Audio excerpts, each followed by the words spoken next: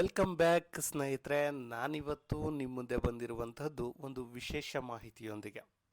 ಅದೇನಪ್ಪ ಅಂದರೆ ಸ್ನೇಹಿತರೆ, ಇದೀಗ ಬಂದಂತಹ ಕೆಲವೊಂದು ಮೂಲಗಳ ಪ್ರಕಾರ PSTR ನೇಮಕಾತಿ ಮತ್ತು HSTR ನೇಮಕಾತಿ ಏನಿದೆ ಅದನ್ನು ಸದ್ಯದಲ್ಲಿಯೇ ಅಂದರೆ 1-2 ತಿಂಗಳು ತೆಗೆದುಕೊಳ್ತಾರೆ ಎನ್ನುವಂತಹ ಮಾತಿದೆ.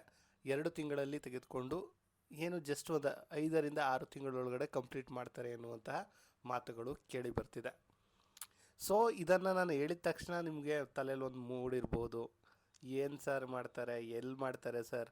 ಸಿದ್ದರಾಮಯ್ಯನವರು ದೊಡ್ಡ ಹೋರಾಟ ಆಡಿದಾಗ ಹೇಳಿದರು ಜಸ್ಟ್ 30 ದಿನದೊಳಗಡೆ ಎಲ್ಲ ಕಾಲ್ಫಾರ್ಮ್ ಮಾಡ್ತೀವಿ ಅಂತ. ಆಮೇಲೆ ಎಲೆಕ್ಷನ್ ನೆಪ ಓಡಿದ್ರು.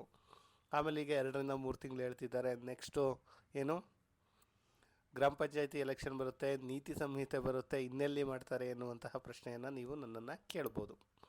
ಖಂಡಿತವಾಗಿಯೂ ನಾವು ಗಮನದಲ್ಲಿ ಇವೆಲ್ಲವನ್ನು ಇಟ್ಕೊಂಡ್ರೆ ಖಂಡಿತವಾಗಿಯೂ ಕಷ್ಟ. ಬಟ್ ಶಾಲಾ ಶಿಕ್ಷಕರ ನೇಮಕಾತಿ ಅನಿವಾರ್ಯ. ಬೇರೆ ಏನಿದೆ ಅವುಗಳ ನೇಮಕಾತಿ ಅಷ್ಟು ಸುಲಭಕ್ಕೆ ಆಗೋದಿಲ್ಲ, ಅವುಗಳನ್ನು ಮುಂದೂಡ್ಬೋದು. ಬಟ್ ಶಾಲಾ ಶಿಕ್ಷಕರ ನೇಮಕಾತಿ ಯಾಕೆ ಅತ್ಯಂತ ಅವಶ್ಯಕ ಅಂದರೆ, ಪ್ರೈಮರಿ ಸ್ಕೂಲ್ ಟೀಚರ್ಸು ಟೋಟಲ್ 60,000ಕ್ಕೂ ಹೆಚ್ಚು ಪೋಸ್ಟ್ಗಳು ನಿಮ್ಮೆಲ್ಲರಿಗೂ ಗೊತ್ತಿರುವಂತೆ ಶಿಕ್ಷಕರ ನೇಮಕಾತಿ ಉಳಿದಿದೆ. ಅದರಲ್ಲೂ ಕೂಡ ಪ್ರೈಮರಿ 40,000ಕ್ಕೂ ಹೆಚ್ಚು ಹುದ್ದೆಗಳಿವೆ. ಅಲ್ಲಿ ಕಂಪಲ್ಸರಿ ತೆಗೆದುಕೊಳ್ಳಲೇಬೇಕು. ಯಾಕಂದರೆ ನಿಮ್ಮೆಲ್ಲರಿಗೂ ಗೊತ್ತಿರುವಂತೆ ಏನು PSTR ಇದ್ದರೂ ಅವರನ್ನು ಯಾವುದಕ್ಕೆ GPSTRಗೆ ಪ್ರಮೋಟ್ ಕೂಡ ಮಾಡಿದ್ದಾರೆ. ಸೊ ಆ ಕಾರಣದಿಂದ ಈಗ ಪ್ರೈಮರಿ ಸ್ಕೂಲಲ್ಲಿ ಟೀಚರ್ಸೇ ಇಲ್ಲ. ನೀವು ಹೇಳ್ಬೋದು ಪ್ರೈಮರಿ ಸ್ಕೂಲ್ಸ್ಗಳನ್ನ ಮುಚ್ಚುತ್ತಾ ಇದ್ದಾರೆ ಹಾಗೆ ಹೀಗೆ ಅಂತ. ಅದೇನೇ ಮುಚ್ಚಿದ್ರೂ ಇರುವಂತಹ ಪ್ರೈಮರಿ ಸ್ಕೂಲ್ಗಳಿಗೆ ಟೀಚರ್ಸ್ಗಳ ಕೊರತೆ ಇದೆ. ಆ ಕಾರಣದಿಂದ ಆದಷ್ಟು ವೇಗವಾಗಿ ನೇಮಕಾತಿಯನ್ನು ಮಾಡಬೇಕು.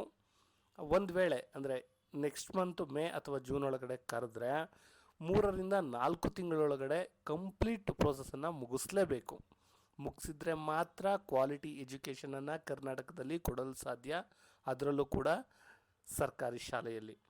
ಒಂದು ವೇಳೆ ಈ ಸರ್ಕಾರಕ್ಕೆ ಬದ್ಧತೆ ಇಲ್ಲ, ನೇಮಕಾತಿ ಮಾಡ್ಕೊಳ್ಳೋಕ್ಕೆ ಆಗಲ್ಲ ಅಂದರೆ ಏನೂ ಮಾಡೋಕ್ಕಾಗಲ್ಲ. ಬಟ್ ಒಂದಂತೂ ಸತ್ಯ, ಒಮ್ಮೆ ಸ್ಟಾರ್ಟ್ ಆದಮೇಲೆ 3-4 ತಿಂಗಳೊಳಗಡೆ ಪ್ರೋಸೆಸ್ ಆಗುತ್ತೆ ಎನ್ನುವಂತಹ ಮಾತುಗಳು ಹರಿದಾಡ್ತಿದೆ. ಅದಷ್ಟೇ ಅಲ್ಲ, ಈಗಾಗಲೇ ಪ್ರಶ್ನೆ ಪತ್ರಿಕೆಗಳನ್ನು ರೆಡಿ ಮಾಡೋದಕ್ಕೂ ಕೂಡ ಹೇಳಿದ್ದಾರೆ ಎನ್ನುವಂತಹ ಮಾಹಿತಿಗಳು ಕೆಲವೊಂದು ಯೂಟ್ಯೂಬ್ ಚಾನಲ್ಗಳಲ್ಲಿ ಹರಿದಾಡ್ತಿದೆ. ಅದೆಷ್ಟು ಸತ್ಯ ನಂಗೆ ಗೊತ್ತಿಲ್ಲ. ಬಟ್ ಅವ್ರು ಹೇಳಿರೋದನ್ನು ನಾವು ಒಪ್ಕೊಳ್ಳೋಣ. ಯಾಕಂದರೆ ನಮಗೆ ಪರೀಕ್ಷೆಯ ಭಯ, ಅಂದರೆ ಓದೋದಕ್ಕೆ ಇಂಟ್ರೆಸ್ಟ್ ಬರುತ್ತೆ ಎನ್ನುವಂತಹ ಒಂದು ಕಾರಣದಿಂದ ಅವರು ಅದನ್ನು ಹೇಳಿದಾರೋ ಅಥವಾ ರಿಯಲ್ ಆಗಿದೆಯೋ ಗೊತ್ತಿಲ್ಲ. ಬಟ್ ನೀವು ನಿಮ್ಮ ತಲೆಯಲ್ಲಿ ಅಂದ್ಕೊಳ್ಳಿ, ಖಂಡಿತವಾಗಿಯೂ ಈಗ ಪೇಪರ್ ರೆಡಿ ಆಗ್ತಿದೆ ಅಂದರೆ ನಿಮ್ಮ ತಲೆಯಲ್ಲಿ ಒಂದು ಸೆನ್ಸ್ ಹಾರ್ಮೋನ್ ಏನಿದೆ ಅದು ನಿಮಗೆ ವರ್ಕ್ ಆಗುತ್ತೆ, ನೀವು ಓದೋಕ್ಕೆ ಸ್ಟಾರ್ಟ್ ಮಾಡ್ತೀರಾ. ಸೊ ಇಲ್ಲಿ ಬೇಕಿರುವಂಥದ್ದು ಮೋಟಿವೇಶನ್ಸ್ ಅಷ್ಟೇ. ಅಲ್ಲಿ ತಯಾರಾಗಿದೆಯೋ ಬಿಟ್ಟಿದೆಯೋ ಅದು ಸೆಕೆಂಡ್ರಿ. ಬಟ್ ಈಗ ನಮಗೆ ಮೋಟಿವೇಶನ್ಸ್ ಬೇಕು. ಸೊ ಆ ಕಾರಣದಿಂದ ಏನು PSTRಗೆ ಯಾರೆಲ್ಲ ಓದಬೇಕು, ಯಾರೆಲ್ಲ TETಯನ್ನು ಮಾಡ್ಕೊಂಡಿದ್ದೀರಾ ಅವರೆಲ್ಲರೂ ಕೂಡ ಈಗಲಿಂದಲೇ ಸ್ಟಡಿಯನ್ನು ಆರಂಭಿಸಿ. ನಿಮ್ಗೆ ಅನ್ನಿಸ್ಬೋದು ಸರ್ ಎಷ್ಟು ಸರ್ ಅವರೇನು ಮಾಡಲಿಲ್ಲ ಅಂದರೆ ಓದೋದಕ್ಕೆ ಇಂಟ್ರೆಸ್ಟೇ ಬರಲ್ಲ ಅಂತ.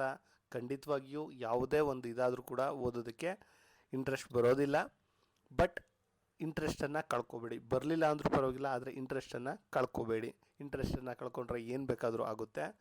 ಸೊ ಆ ಕಾರಣದಿಂದ ಯಾವುದೇ ಕಾರಣಕ್ಕೂ ಇಂಟ್ರೆಸ್ಟ್ ಕಳ್ಕೊಬೇಡಿ. ಏನು ಓದ್ತಾ ಇದ್ದೀರಾ ಅದನ್ನು ಸ್ವಲ್ಪ ಬೆಟರಾಗಿ ಮಾಡಿ ಇವತ್ತಿನಿಂದ ಓದ್ಕೊಳ್ಳಿ.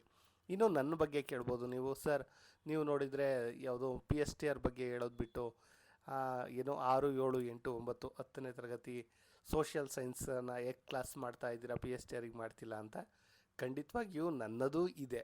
ಏನಂದರೆ PSTR ನೇಮಕಾತಿಯನ್ನು ಇನ್ನೂ ಅನೌನ್ಸನ್ನು ಮಾಡಿಲ್ಲ ಅನ್ನುವಂಥ ಕಾರಣಕ್ಕೆ, ನಿಮ್ಮ ಆಸಕ್ತಿಯನ್ನು ಹಿಡಿದಿಡೋಕ್ಕೆ ಆಗಲ್ಲ ಅನ್ನುವಂತಹ ಕಾರಣಕ್ಕೆ, ಈಗ ಫ್ರೀಯಾಗಿರುವಂತಹ ಕಾರಣಕ್ಕೆ ಆ ಚಾಪ್ಟರ್ಗಳನ್ನು ಒಮ್ಮೆ ಮುಗಿಸಿ ಇಟ್ಟುಬಿಟ್ರೆ ಅಲ್ಲಿ GPSTR ಯಾರು ನೇಮಕಾತಿ ಇದೆ ಅವ್ರಿಗೊಂದು ಬಂಡಲ್ ಆಫ್ ವೀಡಿಯೋಸ್ ಸಿಗುತ್ತೆ ಅನ್ನುವಂಥದ್ದು.